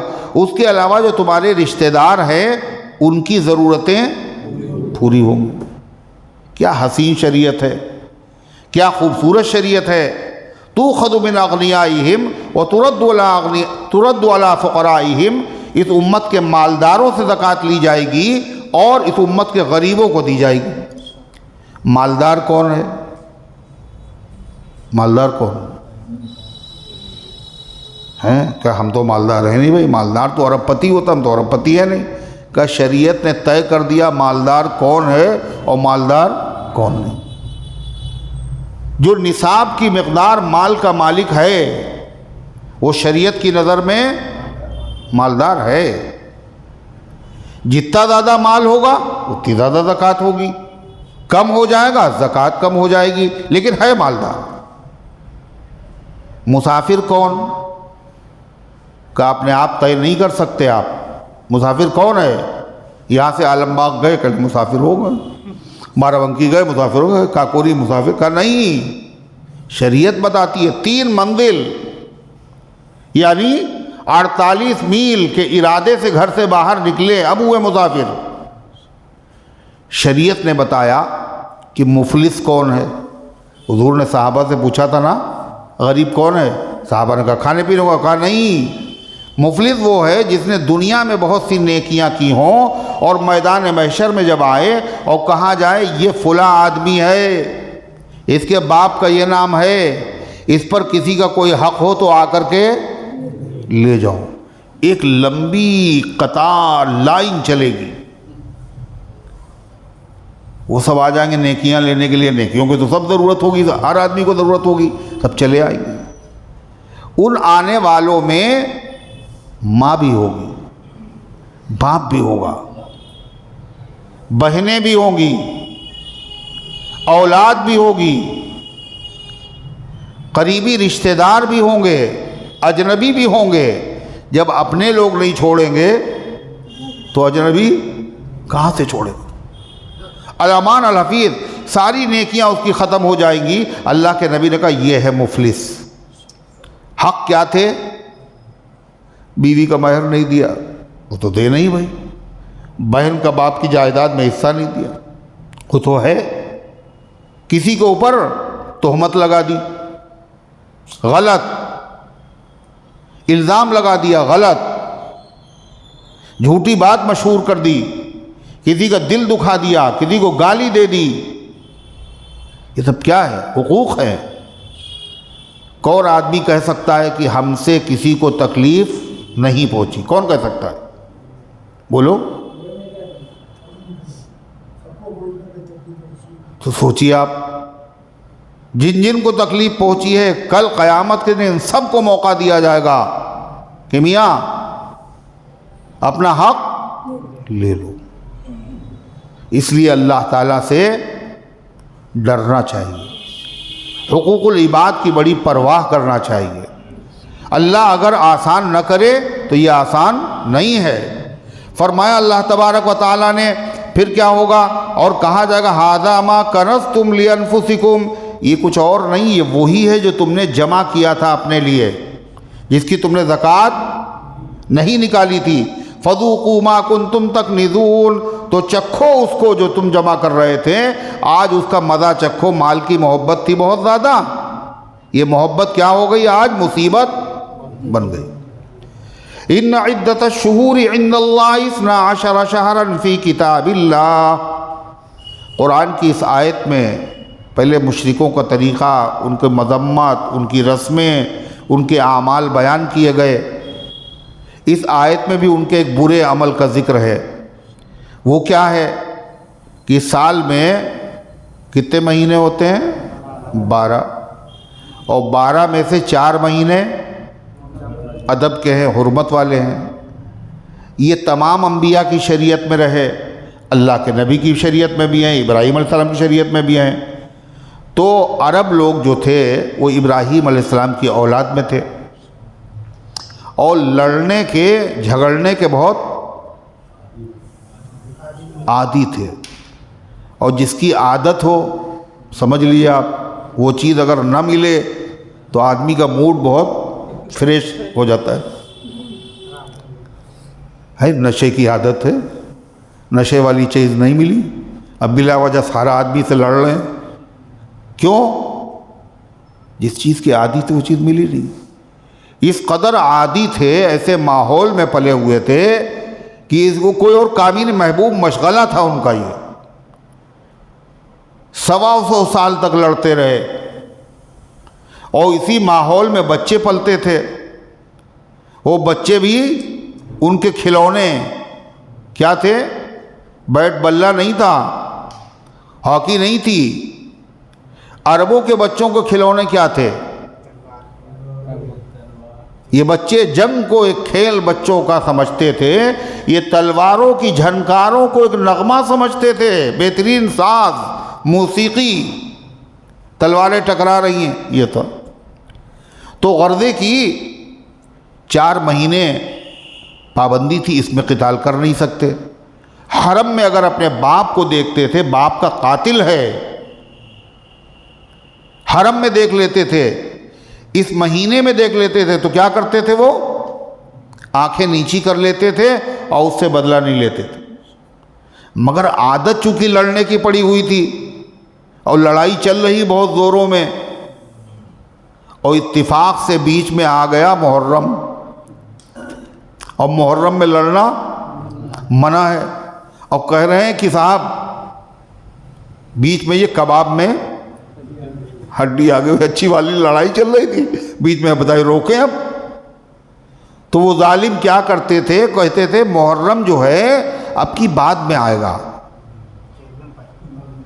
اور سفر جو ہے، سفر کا مہینہ جس میں لڑنا منع نہیں ہے، وہ اب کی پہلے آ گئے، تاکہ لڑائی بند نہ کرنا پڑے.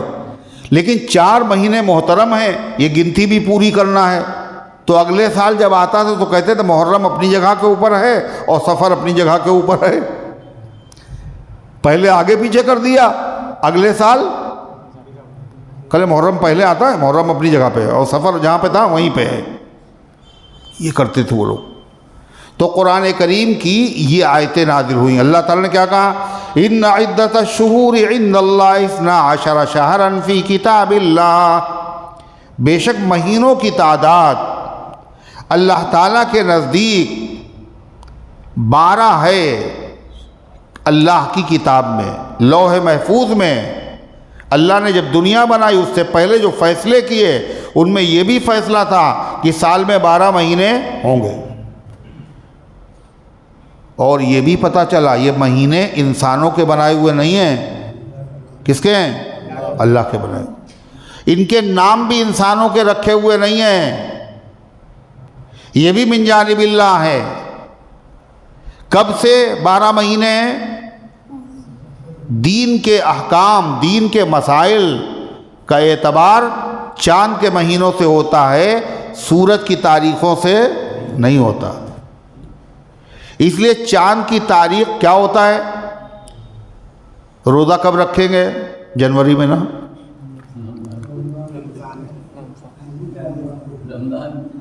ارے رمضان کا چاند دیکھیں گے تو روزہ رکھیں گے۔ اچھا عید کب منائیں گے؟ جب چاند دکھے گا۔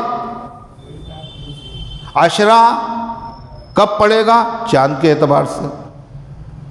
ارے ہے عشرے کا روزہ رکھنا ہے، اب پتہ نہیں ہے 9 تاریخ ہے یا 10 تاریخ ہے۔ عرفے کا دن حج کہاں ہوگا؟ عرفات میں ہوگا۔ کن تاریخوں میں ہوگا؟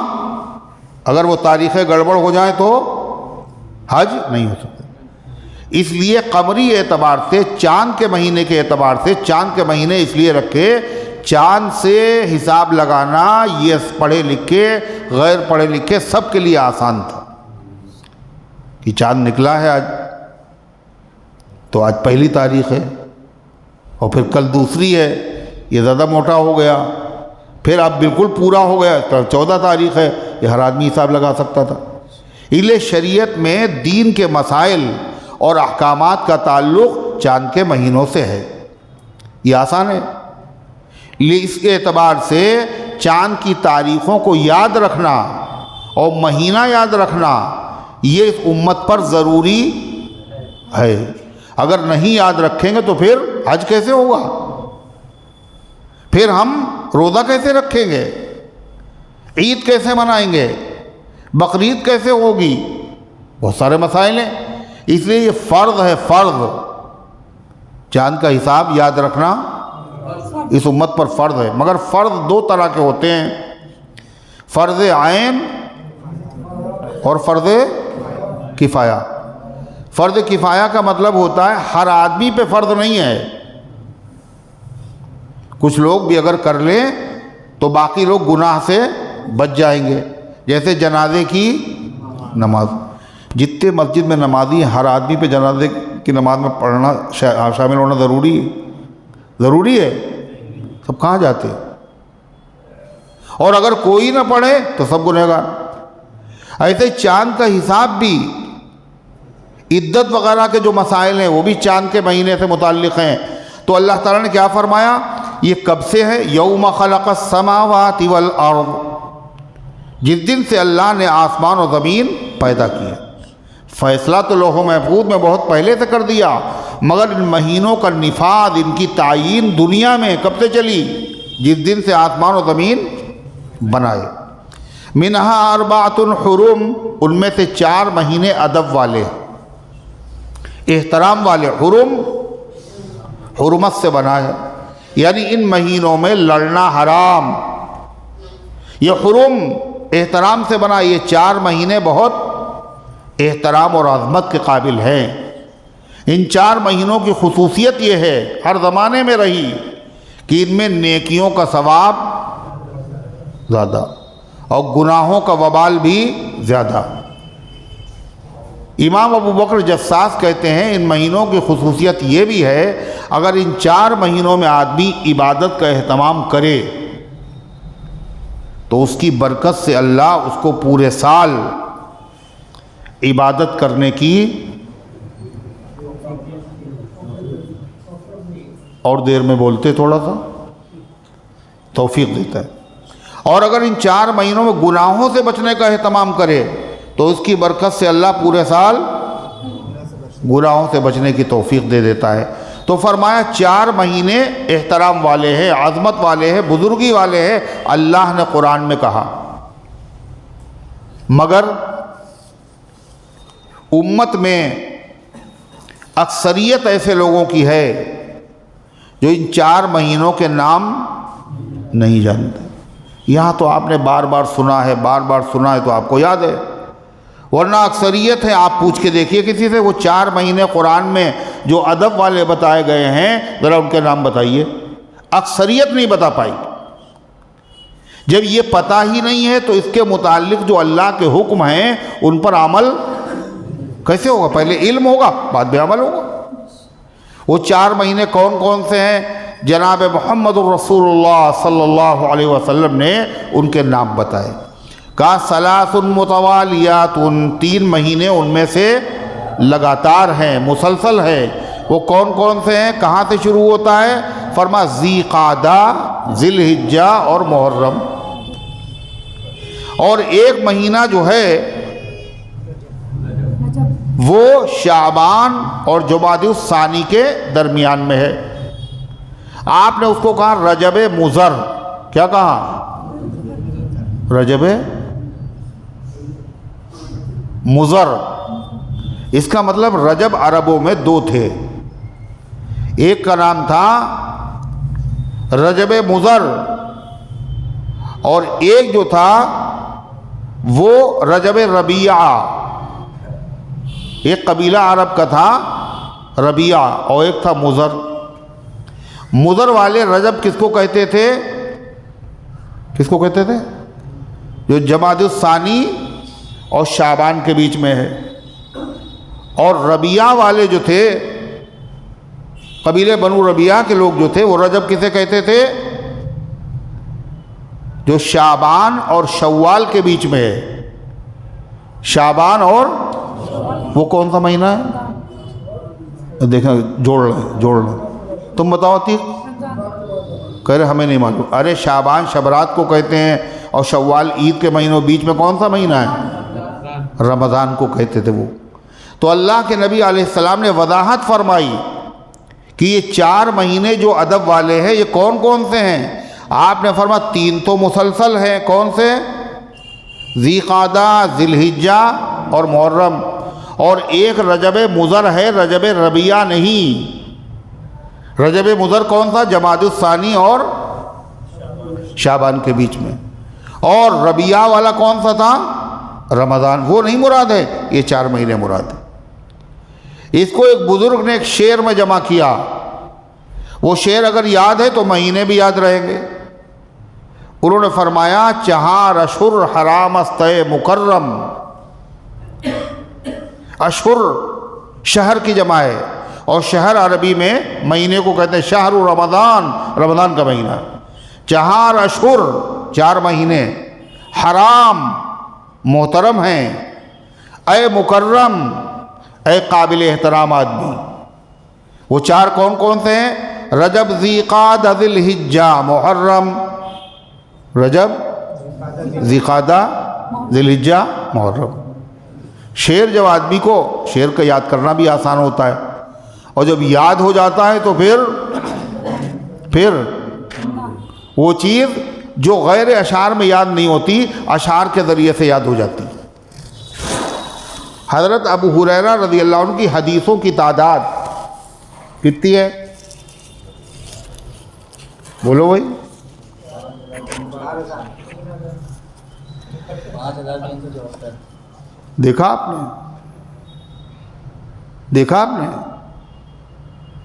پھر کیسے یاد ہوگی؟ 5374 ہمیشہ یاد رہے آپ کو۔ کیسے؟ شعر ہے، کن حدیث ابو ہریرہ را شمار، ابو ہریرہ کی حدیثوں کو گنو۔ 5000 5000، 300 300، صد کہتے ہیں 100 کو، 600، ہفتاد و چہار، ہفتاد کہتے ہیں 70 کو، اور چہار 4 کو کہتے ہیں۔ 70 میں 4 اور ملا دیجئے تو کتنے بن جائیں گے؟ کتنے بن جائیں گے؟ ارے آپ کہہ رہے ہیں 70 میں، اب ان کو پھر سے بتاؤ، یہ ایسے سنتے ہیں، بتائیے۔ ہے 74، 5374۔ یہ کاہے کا کمال ہے؟ شعر کا کمال ہے۔ تو فرمایا اللہ تبارک و تعالیٰ نے ذالک الدین القیم، یہی ہے سیدھا دین۔ کیا؟ سال میں 12 مہینے، اور 12 مہینوں کو میں سے 4 مہینوں کو سب سے محترم اور ادب والا سمجھنا، یہی سیدھا دین ہے۔ آگے پیچھے کر دینا، کہنا اس سال محرم بعد میں اور سفر پہلے، یہ دین سے اندر دین کی مخالفت ہے۔ اللہ فرماتا فَلَا تَظْلِمُوا فِيهِنَّ أَنفُسَكُمْ، جب یہ مہینے تمہیں نصیب ہو جائیں تو ان مہینوں میں اپنے اوپر ظلم نہ کرنا۔ اپنے اوپر ظلم کا مطلب یعنی دوسرے کی پٹائی ان مہینوں میں کر سکتے ہیں، پھر کہ اپنے اوپر ظلم نہ کرو، لیکن دوسرے پر اگر آدمی ظلم کر رہا ہے، وہ ظلم دوسرے پر نہیں ہے، وہ بھی اسی کے اوپر ہے، اس لیے کہ سزا کون بھگتے گا اس کی؟ وہ دوسرا نا، یہی بھگتے گا۔ ارے ہے یا نہیں؟ قرآن کریم میں یہی کہا گیا کہ اپنے بھائی کا قتل کرنا اپنے آپ کو قتل کرنا ہے۔ لا تاکلوا اموالکم بینکم بالباطل، اپنے مالوں کو ناجائز طریقے سے مت کھاؤ۔ اپنے مال تھوڑی کو ناجائز طریقے سے کھاتا ہے، بھائیوں کے، لوگوں کے مال کھاتا ہے، مطلب یہ وہ بھائی ہیں، بھائی کا مال تمہارا مال ہے۔ لا تقتلوا انفسکم، اپنے آپ کو قتل مت کرو۔ تو اللہ تعالیٰ فرماتا فلا تظلموا فیہن انفسکم، ان مہینوں میں اپنے اوپر ظلم نہ کرو، یعنی 4 مہینے ظلم نہ کرو اور باقی 8 مہینے اجازت ہے۔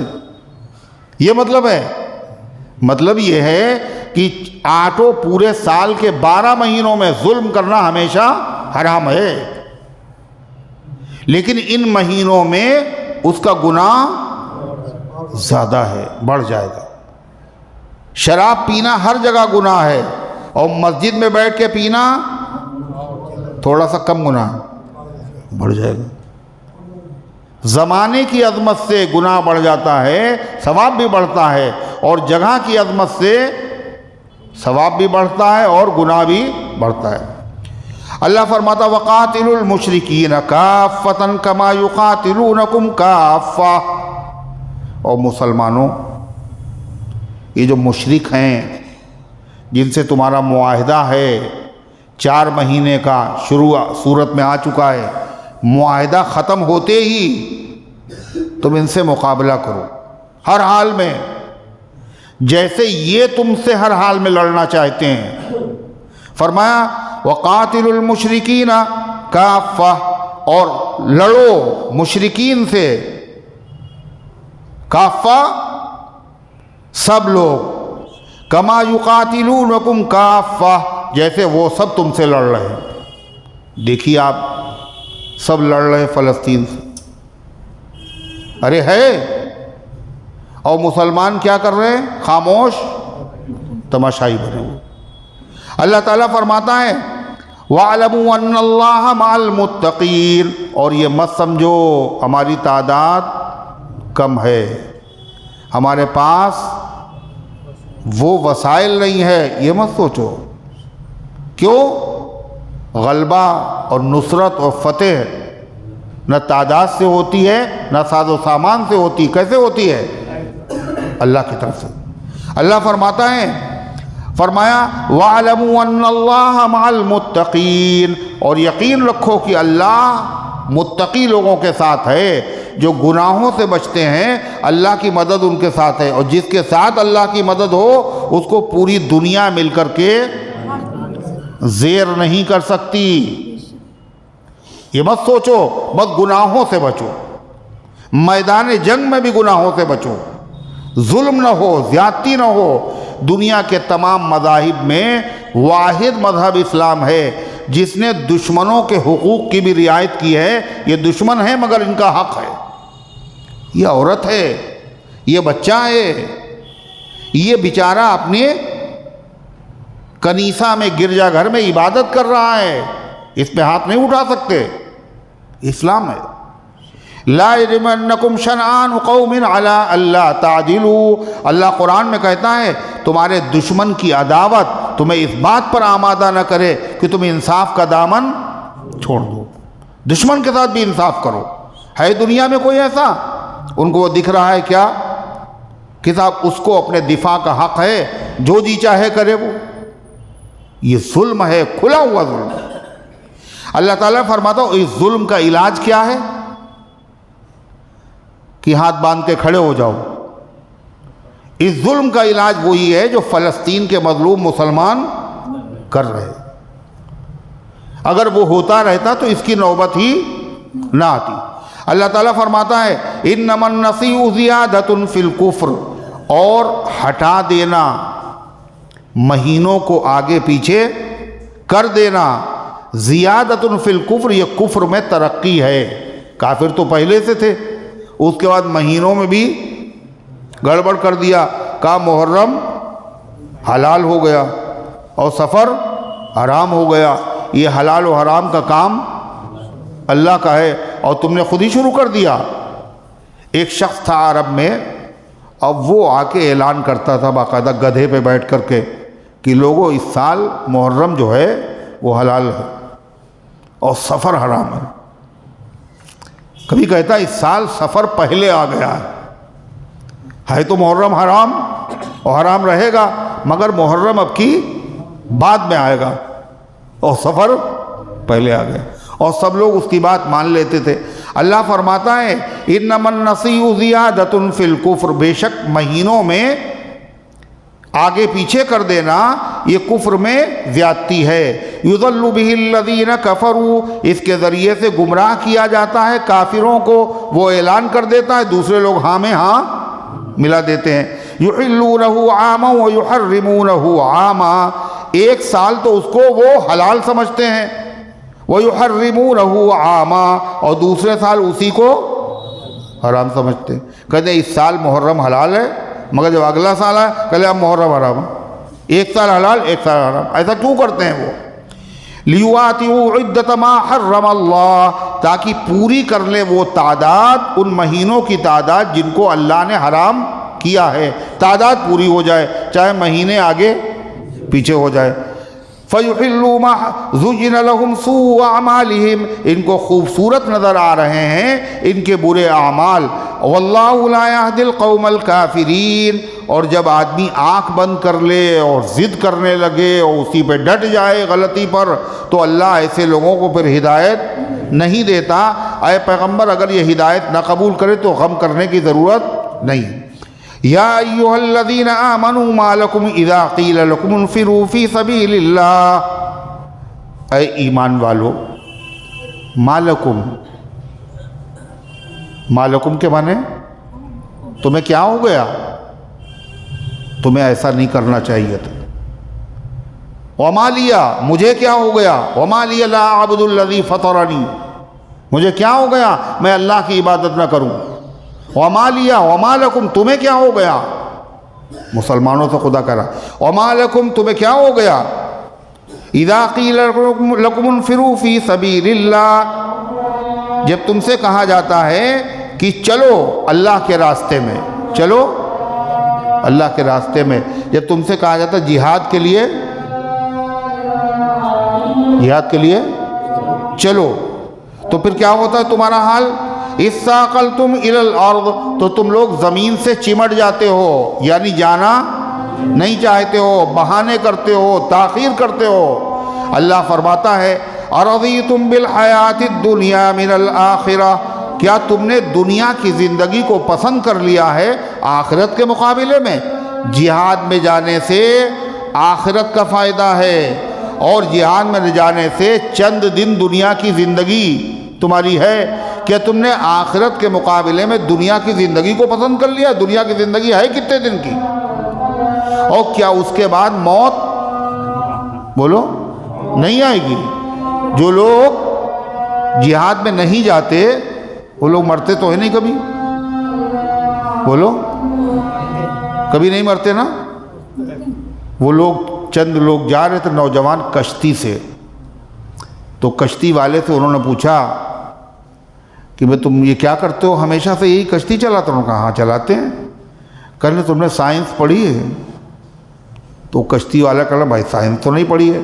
کہنے آدھی زندگی آپ نے برباد کر دی، بتائیے سائنس تک نہیں پڑھی. وہ بیچارہ چپ. پھر کہنے لگے کہ یہ بتائیے کہ تمہارے ابا زندہ ہیں مر گئے؟ تو ان کو تو مر گئے۔ کہنے کہاں مرے تھے؟ کہنے کشتی میں مرے تھے۔ کہنے عجیب بے وقوف قسم کی بات، جب ابا کشتی میں مرے تھے پھر بھی کشتی چلا رہے ہو؟ تو تھوڑی دیر کے بعد وہ بھنور میں کشتی پھنسی، تو اس ناؤ چلانے والے نے کہا تیرنا آتا ہے آپ لوگوں کو؟ لے کشتی تو بھنور میں پھنس گئی ہے۔ کہنے وہ تو ہمیں نہیں آتا۔ کہنے ہم نے تو آدھی برباد کی تھی، تم نے پوری برباد کر دی۔ اچھا یہ بتاؤ تمہارے باپ کہاں مرے تھے؟ تم کہاں رہتے ہو؟ کہنے گھر میں، ٹاور میں۔ تو تمہارے دادا کا انتقال کہاں ہوا تھا؟ کہنے ٹاور میں۔ اچھا تمہارے باپ کا کہاں ہوا؟ کہنے وہ بھی ٹاور میں ہوا۔ کہنے کتنے بڑے بے وقوف ہو تم، پھر بھی گھر نہیں چھوڑ رہے ہو اپنا؟ ارے موت جب وہاں آئی تو چھوڑ دینا چاہیے اس کو۔ تو اللہ یہی فرما رہا ارضیتم بالحیات الدنیا، کہ تم نے دنیا کی زندگی کو پسند کر لیا آخرت کے مقابلے میں۔ فما متاع الحیات الدنیا فی الآخرۃ الا قلیل، حالانکہ دنیا کا جو فائدہ ہے اور دنیا کی جو زندگی ہے اس کا نفع ہے آخرت کے مقابلے میں بہت تھوڑا سا ہے۔ کتنا تھوڑا سا ہے؟ حضور پاک صلی اللہ علیہ وسلم نے فرمایا کہ سمندر میں کوئی انگلی ڈبوئے اور پانی اس میں جو لگ جائے نکال لے تو اس کی انگلی کا پانی زیادہ ہے یا سمندر کا پانی زیادہ ہے؟ کہ یہ عالم ہے دنیا کا آخرت سے یہ مقابلہ۔ ہمیشہ کا آرام، اور یہاں تھوڑی دیر کی تکلیف، یہاں تھوڑی دیر کا آرام، وہاں ہمیشہ کی تکلیف۔ یہ قرآن کا انداز ہے۔ اللہ تعالیٰ نے فرمایا الا تنفروا يعذبكم عذابا علیما، اور دیکھو جب فرض ہو جائے تمہارے اوپر جہاد اور پھر بھی تم نے اللہ کے حکم کو اگر نہیں مانا اور اگر نہیں نکلے، يعذبكم عذابا علیما، تو اللہ تمہیں دردناک قسم کے عذاب میں مبتلا کرے گا۔ جیسے نماز فرض ہوتی ویسے تو عام دنوں میں جہاد اس طرح ہے جیسے فرض کفایہ ہوتا ہے، یعنی پوری دنیا میں بھی اگر کہیں ہو رہا ہے تو سارے مسلمان گناہ سے، جیسے جنازے کی نماز، ایسی جہاد ہے۔ الجہاد ماضٍ الی یوم القیامہ، جہاد قیامت تک جاری رہے گا۔ جہاد ہے کیا؟ لڑنا، مار دھار کرنا، بے گناہوں کو قتل کرنا، جہاد یہ تھوڑی ہے۔ جہاد کے معنی ہیں کہ انصاف کو قائم کرنا اور انصاف اور امن کو قائم کرنا، اور وہ جو دشمن ہیں امن کے، جب امن قائم کرنے میں رکاوٹ ڈالیں تو ان رکاوٹوں کو سامنے سے ہٹا دینا۔ تو اس میں انسانیت کے اوپر احسان ہے یا انسانیت کے ساتھ دشمنی ہے؟ بولو، احسان ہے۔ اس لیے قیامت تک فرض رہے، مگر فرض کفایہ۔ لیکن کبھی کبھی یہ فرض عین بھی ہو جاتا ہے۔ فرض عین جیسے نماز ہر امتی پر فرض، ہر مسلمان پہ فرض۔ جب امیر وقت، امیر المومنین، خلیفۃ المسلمین اعلان کر دیں کہ ہاں اب ضرورت ہے، ہر آدمی کو آنا چاہیے، تو ہر آدمی کے اوپر جہاد فرض ہو جاتا ہے۔ جب کسی علاقے کے مسلمان مظلوم ہوں تو وہاں کے جو قریب کے لوگ ہیں وہ اگر ناکافی ہیں ان پر فرض ہے، وہ ناکافی ہیں تو جو ان کے قریب ہیں ان پر فرض ہے۔ اس طرح پوری دنیا میں ہو جاتا ہے۔ آج اس فریضے کو لوگ چھوڑے ہوئے نہیں چھوڑے ہوئے ہیں، بولو، تماشائی بنے ہوئے، دیکھ رہے کفر کی حمایت میں سب آ گئے، باطل کی حمایت میں سب آ گئے، اور بے گناہوں کا قتل عام، اور ہو گئے 18 دن۔ زمینیں نہیں باقی بچی، قبرستان کہاں دفنائے ہیں، پورے کفن کے کپڑے نہیں ہیں، بتی نہیں۔ آپ بتائیے، اسپتالوں میں جگہ نہیں، یہ نتیجہ کاہے کا؟ اسی کا ہے۔ ایک فرد کو جب آدمی چھوڑ دیتا ہے تو کیا ہوگا؟ اللہ تعالیٰ کی طرف سے یہ تو عذاب ہی ہے، یہ جو اس کا علاج تھا وہ تم نے کیا نہیں۔ اللہ فرماتا ہے وَيَسْتَبْدِلْ قَوْمًا غَيْرَكُمْ، اور اگر تم پیچھے ہٹ جاؤ گے تو سمجھ لو اللہ کا دین تو دنیا میں رہے گا۔ دین کے محافظ جب اس کی حفاظت کرنا چھوڑ دیں گے تو یہ محافظ نہ رہیں گے، مگر اللہ کا دین پھر بھی رہے گا۔ اس کی حفاظت کرنے کے لیے اللہ دوسرے لوگوں کو کھڑا کر دے گا۔ فرمایا وَيَسْتَبْدِلْ قَوْمًا غَيْرَكُمْ، اللہ بدلے میں لے آئے گا تمہارے دوسری قوم کو۔ نتیجہ کیا ہوا؟ جب تاتاری لوگ آئے، انہوں نے قتل عام مچایا،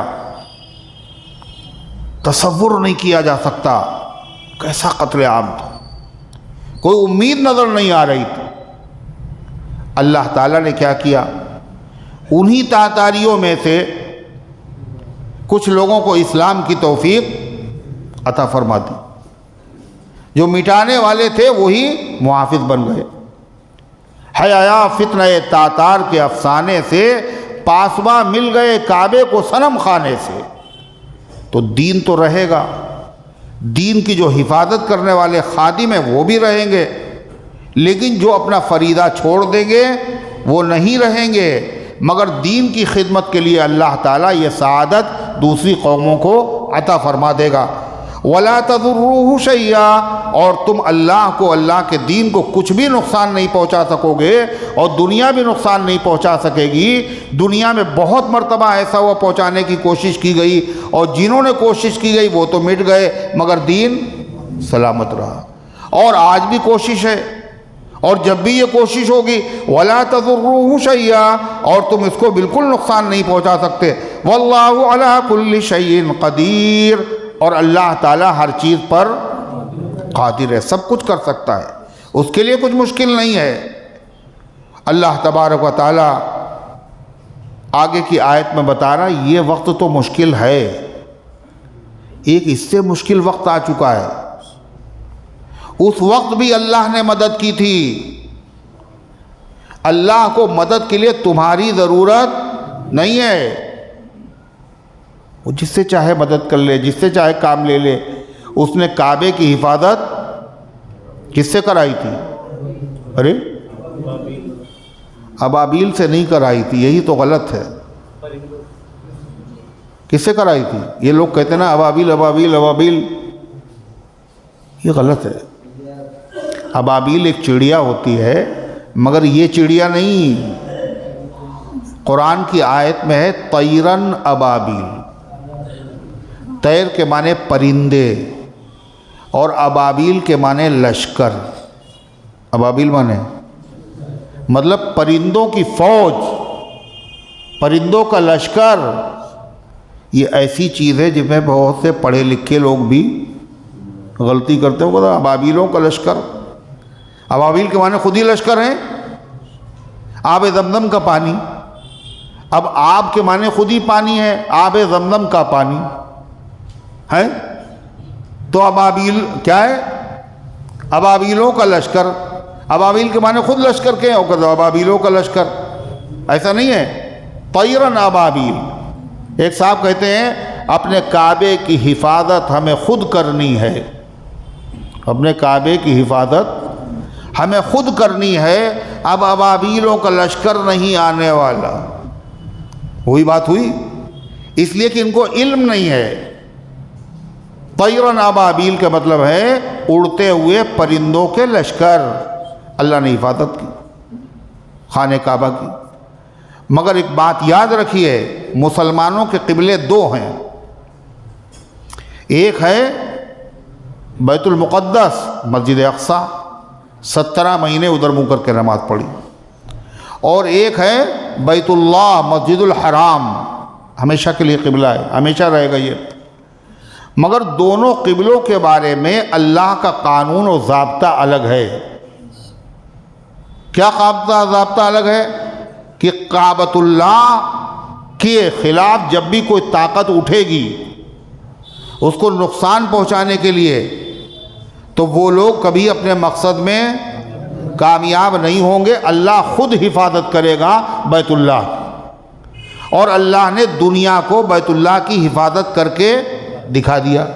الم تر کیف فعل ربک باصحاب الفیل، کیا تم نے نہیں دیکھا اللہ نے کیا کیا ہاتھی والوں کے ساتھ جو آئے تھے خانہ کعبہ کو گرانے کے لیے؟ الم یجعل کیدہم فی تضلیل، کیا اللہ نے ان کی تدبیروں کو ناکام نہیں کر دیا؟ کیسے؟ فارسل علیہم طیرا ابابیل، اللہ نے ان پر بھیجے اڑتے ہوئے پرندوں کے لشکر۔ کیا کر رہے تھے وہ؟ ترمیہم بحجارۃ من سجیل، وہ پھینک رہے تھے ان پر پتھروں کی کنکریاں، چھوٹی چھوٹی تھی۔ ان کنکریوں نے کیسی تباہی مچائی؟ فجعلہم کعصف مأکول، اللہ نے ان کو کر دیا ایسے جیسے کھایا ہوا بھوسا، چارہ۔ جانور جب کھا لیتا ہے اس کو تو کیسا ہوتا ہے؟ سلامت رہتا ہے وہ، بالکل ریزہ ریزہ۔ مگر بیت المقدس کی حفاظت کا اللہ نے وعدہ بولو نہیں کیا ہے۔ اسی لیے بیت المقدس کئی مرتبہ اس پہ حملہ ہوا، اس کی بے حرمتی ہوئی، اس کی عمارت کو نقصان پہنچایا گیا۔ خود قرآن میں ذکر ہے کہ بیت اللہ کے اندر اے یہودیوں تم 2 مرتبہ دنیا میں فساد برپا کرو گے، اور جب جب تم فساد برپا کرو گے اللہ تمہارے اوپر ایسے بندوں کو مسلط کر دے گا جو تمہیں سزا دیں گے اور تمہاری نحوست کی وجہ سے مسجد اقصیٰ کو بھی نقصان پہنچائیں گے۔ 2 مرتبہ ایسا ہوا۔ بخت نصر بادشاہ جو یہودی تھا اس نے یہودیوں کو بہت مارا، قتل عام کیا، سب چھین لیا۔ دوبارہ پھر انہوں نے توبہ کی، اللہ نے موقع دے دیا۔ پھر عیسیٰ علیہ السلام کے آنے کے بعد پھر انہوں نے حرکت کی تو اللہ نے ایک عیسائی بادشاہ کو مقرر کر دیا، اس نے مسجد کی بے حرمتی کی، بہت مارا، جلا وطن کر دیا۔ یہودی لوگوں کو عیسائیوں نے یہاں سے بھگایا تھا، مسلمانوں کو کیا لینا دینا؟ مسلمانوں نے تو ان کو پھر سے پناہ دے دی، مگر ان ظالموں نے اس احسان کا بدلہ کیا دیا کہ خود انہی کے اوپر قبضہ کرنا شروع کر دیا، انہی کے اوپر بمباریاں ہو رہی۔ تو اس کعبے کی حفاظت کا اللہ، اور کیا کہا؟ مسلمانوں کے ساتھ بھی یہی معاملہ، اگر تمہارے عمل اچھے رہیں گے تو بیت المقدس تمہارے قبضے میں رہے گا، اور اگر عمل تمہارے خراب ہو جائیں گے تو بیت المقدس تمہیں ملے گا نہیں۔ یہ خالی یہودیوں کے لیے ضابطہ نہیں ہے۔ جب مسلمانوں کے عمل اچھے ہوئے تو حضرت فاروق اعظم کے زمانے میں بیت المقدس فتح ہو۔ کیسے فتح ہوا تھا؟ کسی کی نکسیر بھی نہیں پھوٹی، چابیاں حوالے کر دی تھی دیکھ کے۔ ہوا تھا نہیں ہوا تھا؟ تو باہر صورت اللہ تعالیٰ کو حفاظت کی ضرورت نہیں، کسی کا محتاج نہیں ہے، خود حفاظت کر لیتا ہے۔ اس نے اپنے نبی کی حفاظت کیسے کی تھی؟ غار ثور میں اپنے نبی کی اور صدیق اکبر کی حفاظت آگے والی آیت میں اسی کا ذکر آ رہا ہے۔ کیسے حفاظت کی تھی؟ مکڑی کے جالے سے۔ اور مکڑی کا جالا جو ہے یہ سب سے مضبوط ہوتا ہے۔ اچھا، قرآن کہتا ہے وَإِنَّ أَوْهَنَ الْبُيُوتِ لَبَيْتُ الْعَنْكَبُوتِ، اور گھروں میں سب سے کمزور گھر مکڑی کا جالا ہے، اسی سے حفاظت کر لی۔ تو اللہ تعالیٰ اسباب کا محتاج نہیں ہے، بس اللہ تبارک و تعالیٰ کے فرمانبردار بنو، اللہ تعالیٰ سے دعائیں کرو۔ باہر صورت وہ لوگ تو فرض نہیں ادا کر رہے ہیں، مگر ہم لوگوں کے ذمہ کیا ہے کہ ہم لوگ ان کے لیے دعا کریں، اور دعا بہت بڑا ہتھیار ہے مومن کا۔ دعا قبول ہو جائے ضروری نہیں، قبول تو دعا ہوتی ہے، جو ہم چاہ رہے ہیں یہی ہو جائے یہ ضروری نہیں ہے۔ آپ کو دعا کرنے پر ثواب ملے گا، آپ ان کی مدد کرنے والوں میں لکھے جائیں گے، آپ کا نام لکھا جائے گا۔ دعا کی قبولیت کے اوقات بھی اللہ تعالیٰ نے دعا کرنے کو بھی قرآن میں کہا ادعونی استجب لکم، دعا کرو میں قبول کروں گا، اجیب دعوت الداع، میں دعا کرنے والے کی دعا کو قبول کرتا ہوں، قرآن میں ہے۔ اور اللہ کے رسول صلی اللہ علیہ وسلم نے دعا کی قبولیت کے اوقات بتائے، جمعے کے دن دعا قبول ہوتی ہے، ہر فرض نماز کے بعد دعا قبول ہوتی ہے، تہجد کے وقت دعا قبول ہوتی ہے، ہر نیک کام کرنے کے بعد دعا قبول ہوتی ہے۔ ابراہیم علیہ السلام مسجد بنائی، خانہ کعبہ، اور دعائیں کی، ساری دعائیں قبول۔ درود و سلام پڑھنے کے بعد دعا قبول ہوتی ہے۔ حضرت عبداللہ ابن زبیر کہتے ہیں جب اللہ سے دعا کرنا ہو تو سورہ یاسین پہلے آگے بھیج دیا کرو، کاہے سے؟ کوریئر سے۔ کاہے سے بھیجو گے؟ تلاوت کر لو سورہ یاسین، اس کے بعد دعا کرو۔ یہ قرآن کا دل ہے۔ کاہے کے بعد دعا کرو کا سب سے زیادہ پاور کس چیز میں ہے معلوم آپ کو؟ اللہ کے فرشتوں نے پوچھا تھا سب سے طاقتور چیز کیا چیز بنائی آپ نے؟ تو فرمایا کہ یہ پہاڑ۔ کہ اس سے طاقتور چیز؟ کہ لوہا۔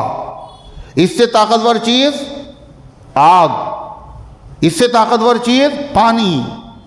اس سے طاقتور چیز؟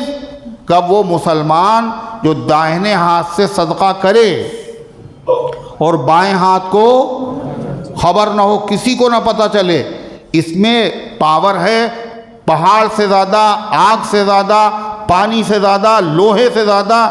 لہذا صدقہ کرو تھوڑا سا اور پھر دعا مانگو۔ وہ تو جان دے رہے ہیں، اپنی مال دے رہے ہیں، شہادتیں حاصل کر رہے ہیں، تھوڑے سے پیسے ہم صدقہ نہیں کر سکتے۔ اسی نیت سے صدقہ کرو، اللہ سے دعا مانگو، صدقہ کر کے دعا مانگو، سورہ یاسین پڑھ کے دعا مانگو، 2 رکعت نماز الگ سے پڑھو فرض کے علاوہ، اس کے بعد دعا مانگو۔ تو یہ بھی اگر ہم نے نہ کیا، مسجد میں فجر کی نماز میں قنوت نازلہ پڑھو۔ ہو رہی سب مسجدوں میں قنوت نازلہ؟ ہو رہی سب مسجد میں؟ آپ بتائیے، ایسے حالات میں قنوت نازلہ نہیں ہوئی تو کب ہوگی؟ جو ہم سے ہو سکے وہ تو ہم کریں۔ تبصرے بہت ہے، فلاں نہیں کچھ کر رہا، فلاں نہیں کچھ کر رہا ہے۔ اللہ کے بندو جو تمہارے ذمہ وہ تو کرو، تم تو کریں گے انشاءاللہ۔ اللہ تبارک و تعالی ان گزارشات کو قبول فرمائے۔ اللہم صلی علی سیدنا۔ کیا عورت قبرستان جا سکتی ہے؟ عورت کو قبرستان جانے کی، نماز جنازہ کی تو اجازت نہیں، قبرستان جانے کی۔ اللہم صلی علی سیدنا وعلی آل سیدنا کما تحب و ترضا عدد ما تحب و ترضا۔ اللہم انت السلام ومنک السلام تبارکت یا ذا الجلال والاکرام۔ ربنا آتنا فی الدنیا حسنہ وفی الآخرۃ حسنہ وقنا عذاب النار۔ اللہم احفظنا من کل بلاء الدنیا وعذاب الآخرہ۔ اے اللہ ہم سب کی حاضری کو اپنی رحمت سے قبول فرما، ایمان کامل عطا فرما، اعمال صالحہ کی توفیق عطا فرما، اس درس قرآن کو قبول فرما لے، اس کے فیض کو گھر گھر کے اندر پہنچا دے، اس کی برکت سے عقائد، اعمال، اخلاق، معاشرے کی اصلاح فرما، بیماروں کو شفا عطا فرما۔ اے اللہ بخار کا قہر جاری ہے، گھر گھر میں بیمار پڑے ہوئے ہیں، اے اللہ سب کے حال پر رحم فرما، سب کو شفا عطا فرما، حاجت مندوں کی حاجتوں کو پورا فرما، جنہوں نے دعاؤں کے لیے کہا ہے، لکھا ہے، ان کا ہم پر حق ہے۔ اے مالک، یہ وہ امید رکھتے ہیں، ان سب کے نیک مقاصد میں کامیابی نصیب فرما۔ اے اللہ مسجد اقصیٰ کی حفاظت فرما، حرمین شریفین کی حفاظت فرما، مسجد اقصیٰ کی حفاظت کرنے والوں کی حفاظت فرما۔ اے اللہ اپنی نصرت اور حمایت کے فیصلے نازل فرما۔ اے اللہ غیب سے ان کی مدد فرما۔ اے اللہ مظلوم فلسطین کے مظلوم مسلمانوں کے حال پر رحم فرما۔ اے اللہ ان کی جان کی، مال کی، عزت کی، آبرو کی حفاظت فرما۔ اے اللہ جو دشمن ان پر قہر و غضب کے پہاڑ توڑ رہے ہیں، اے اللہ ان پر اپنے قہر و غضب کی بجلیاں نازل کر دے۔ اے اللہ ان کو عبرتناک سزا عطا فرما۔ اے اللہ اے کائنات کے بنانے والے، ان کو اسی دنیا میں ذلیل اور رسوا کر دے۔ اے اللہ ہم بے سہارا ہے مالک، مگر تیرا سہارا سب سے بڑا ہے۔ اے اللہ ہم تجھے ان کے مقابلے پر پیش کرتے ہیں۔ اللہم انا نجعلک فی نحورہم ونعوذ بک من شرورہم۔ اللہم الف بین قلوب المؤمنین واصلح ذات بینہم وانصرهم على عدوك وعدوهم اللهم انصر الإسلام والمسلمين واخذل الكفرة واليهود والنصارى والمشركين الظالمين اللهم خالف بين كلمتهم وزلزل أقدامهم وشتت شملهم وفرق جمعهم ودمر ديارهم وامحو آثارهم وخرب بلادهم اللهم أنزل عليهم بأسك الذي لا ترده عن القوم المجرمين اللهم أهلكهم كما أهلكت عادا وثمود اللهم خذهم أخذ عزيز مقتدر وصلى الله على النبي الكريم برحمتك يا أرحم الراحمين.